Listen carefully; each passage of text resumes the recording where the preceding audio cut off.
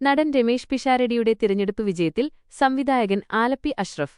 മുൻപ് നിയമസഭയിലുണ്ടായിരുന്ന നടന്മാരിൽ നിന്ന് വ്യത്യസ്തനായി ആരോപണങ്ങളിൽപ്പെടാതെ മികച്ച രീതിയിൽ പ്രവർത്തിച്ചാൽ പിഷാരടിക്ക് ശോഭനമായ ഭാവിയുണ്ടാകുമെന്ന് അദ്ദേഹം പറഞ്ഞു.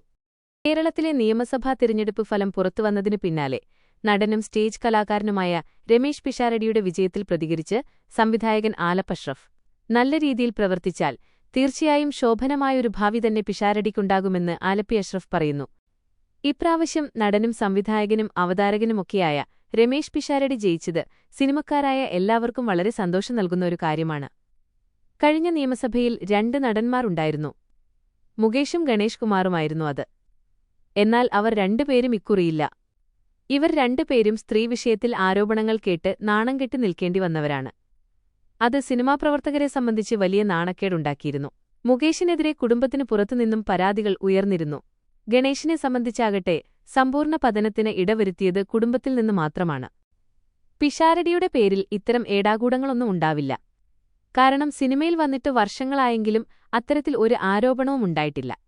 സ്വഭാവത്തിലും പെരുമാറ്റത്തിലുമൊക്കെ വെച്ചടി മികവ് തെളിയിക്കുകയാണ് ഉണ്ടായത്. ഇതൊന്നും കൈമോശം വരുത്താതെ കിട്ടിയ ഭാഗ്യത്തിൽ നല്ല രീതിയിൽ പ്രവർത്തിച്ചാൽ തീർച്ചയായും ശോഭനമായ ഒരു ഭാവി തന്നെ പിഷാരടിക്കുണ്ടാവും. സിനിമയും അഭിനയവും മറ്റു കാര്യങ്ങളുമൊക്കെ മാറ്റിവെച്ച് നല്ലൊരു ജനസേവകനാവും എന്ന് ജനങ്ങൾക്ക് കൊടുത്ത വാക്ക് പിഷാരടി പാലിക്കുമെന്ന് ഉറപ്പാണ്.